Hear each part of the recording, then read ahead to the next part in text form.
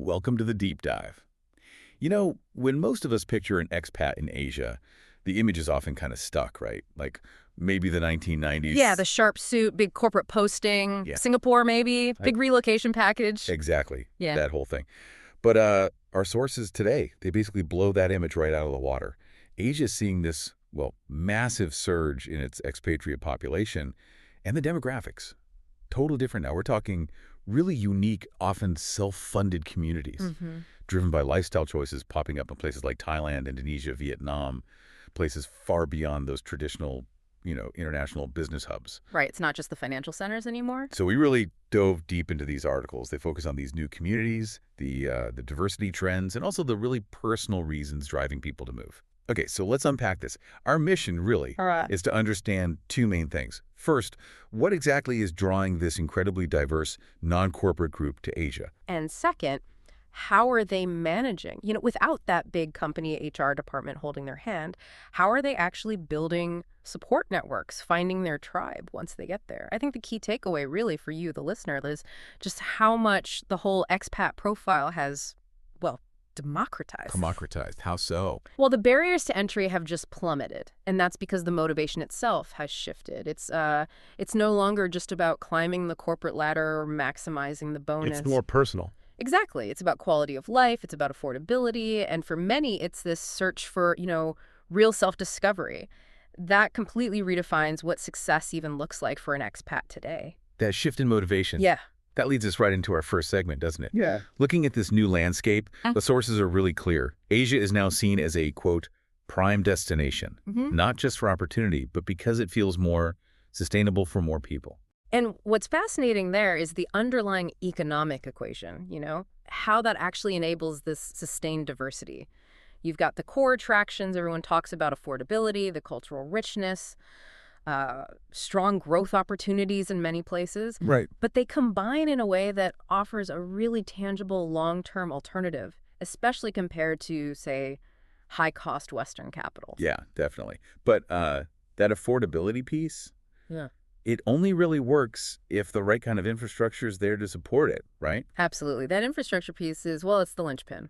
Couldn't agree more. Because if you're not showing up with a huge corporate housing allowance, you need options. You need flexibility.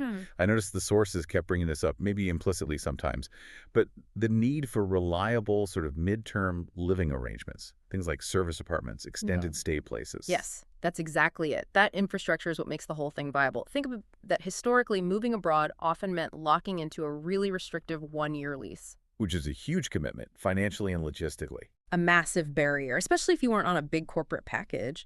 But now the prevalence of good quality service departments, dedicated extended stay solutions across Asia Pacific, it's dramatically lowered that risk. Right. It means, the entrepreneur, the digital nomad, the person just looking for self-discovery, they can set up a base pretty comfortably for several months. Without those massive upfront costs, commitment. Precisely. It's what enables that sort of longer-term self-funded project. And that's what's driving this diversity, this move away from relying solely on corporate sponsorship. That makes total sense. Yeah. Being able to find a decent place for, say, 3 months, 6 months in Bangkok or maybe Kuala Lumpur, often through, trusted providers. Yeah. It lets you focus on building that quality life, not just chasing the highest paycheck. Yeah.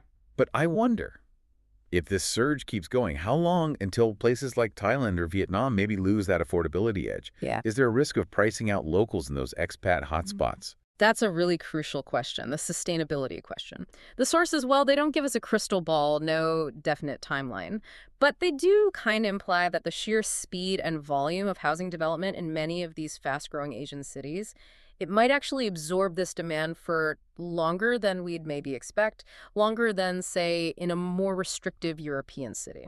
Okay. For now, though, the cost of living difference is still significant enough to sustain these groups, which brings us nicely to looking at where exactly these new groups are choosing to settle. That's our segment 2. Right, and this need for sustainable, maybe less corporate-tied living, it leads directly to these fascinating, sometimes quite specialized communities forming. I have to say, the source material genuinely surprised me with the details about thriving Black expat communities across Asia.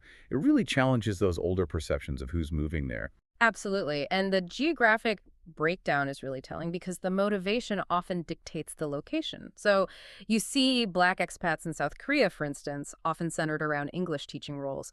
That provides structure, visa support, a clear path in. Okay. Vietnam comes up as being popular as more of a temporary, flexible base, maybe for people working remotely or just testing the waters before committing elsewhere. And then China. That sounds like a different picture altogether in the sources. Yeah, China seems to attract more, let's say, high-level professionals in teaching, yes, but also consulting, even professional sports.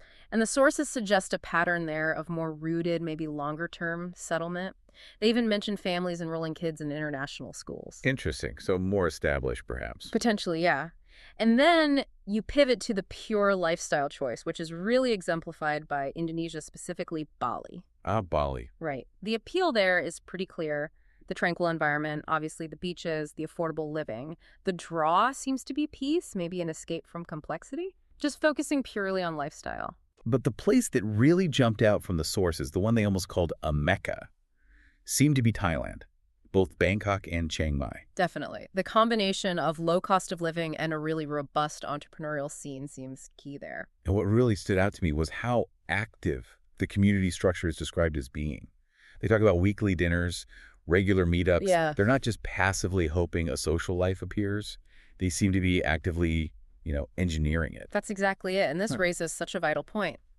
Successful community building, especially in these contexts, it's often based on structured activity, on shared purpose. Right. So whether it's connecting through professional networks in China or tapping into that entrepreneurial energy in Thailand or even the wellness focus in Bali, these locations offer different hooks. They cater effectively to quite diverse needs, even within the same subgroup.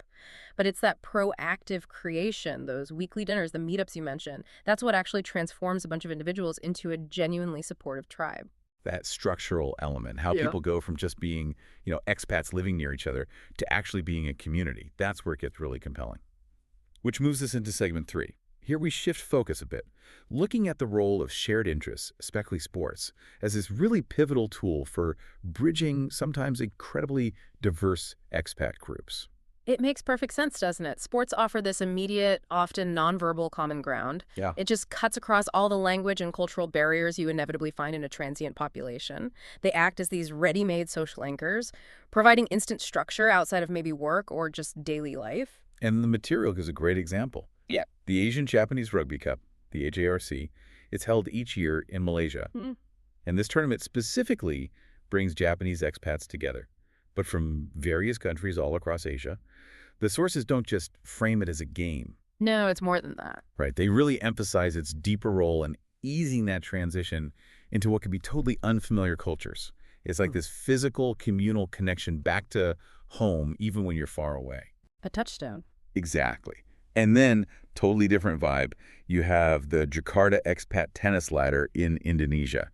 This apparently started as a lockdown initiative. Yeah, amazing story. And it just exploded into this community with over 100 active players from a staggering 29 different countries. 29. I mean, that number isn't just incidental, right? It's basically proof that this mechanism works. It's huge diversity. And the source explicitly notes that the emphasis is on camaraderie, on the social gatherings around the tennis, not just who wins or loses. So the sport is the excuse. It's the mechanism for social cohesion. It's practical sociology happening right there on the court. And if you connect this back to segment 2, when we talked about the Black expat communities building their networks, this kind of intentional structured social infrastructure, like a regular tennis league or that rugby tournament, it becomes absolutely crucial. It fills the void that might have been filled by, say, corporate HR functions or large embassy networks in the past. I see. The community is essentially building itself. And the existence or lack of these kinds of structures often dictates which diverse groups feel welcome and are ultimately retained in specific Asian cities. So it's the difference between like an incidental community, which just happens if your company posts you next to other employees from the same company. Right. Versus an intentional community. Yeah. When you actively choose and build around something you care about, like a shared passion. Precisely. And having that ability to just, instantly plug into a structured activity like that. It's vital for mental well-being. It's key for making life sustainable long-term as a non-corporate expat. That structure is clearly vital, almost for survival in a new place. Yeah. But let's shift gears slightly for segment 4. Mm. Here, the motivations become really deeply personal. We move away from contracts and tennis courts, more towards this quest for genuine self-discovery, maybe even reinvention. Yeah, the why becomes much more internal. The sources highlight one story. Fran Sanzi is a Haitian woman living in Thailand. And her motivation, it wasn't about career acceleration at all. It was this pursuit of a different pace of life, improved mental well-being. And yes, affordability was part of it too. Yeah. She talked about specific tangible benefits she found, like how easy it was to travel regionally, access to healthier food options, things like that. Her story isn't really about success defined by a salary slip. It's defined by pace, by well-being. It completely reframes what winning might look like for an expat in Asia today. And that search for redefinition, for a different way of being, that's such a powerful draw. We sometimes forget, I think, that moving abroad isn't just about gaining new opportunities. It's also about escaping something. Exactly. Escaping maybe deeply ingrained societal pressures back home. Look at the other story mentioned, Alvin, a biracial expat also in Thailand. His goal was deeply personal, rooted in family history. He wanted to connect with his roots, yes, but also intentionally escape what he described as the highly racialized environment of the United States. Wow. And he felt he found freedom in Asia. Freedom to define himself beyond, as he put it, the constraints of skin color. That idea, the freedom to define yourself outside of external expectations, that's profound. It's seeking a life where maybe you feel more in control of your daily environment, your emotional state, your pace. It absolutely is. And these personal narratives, they really underscore Asia's fundamental appeal now as a place for self-discovery, for achieving a higher quality of life, which critically, as we've said, often comes at a lower financial cost than trying to achieve the same thing in comparable Western locations. Right. That affordability combined with the accessibility of these flexible long-term living solutions we discussed, it's genuinely redefining the metrics of expat success. It's shifted. It's a fundamental move away from just professional stature towards personal fulfillment. So wrapping this all up, what does it really mean? What have we learned? Well, the sources clearly show that the expat scene in Asia today is defined by these dynamic, incredibly diverse communities. You've got everything from specialized teaching hubs in Korea to the entrepreneurial havens in Thailand, the tranquil beaches of Bali attracting a different crowd. A real mosaic. It really is.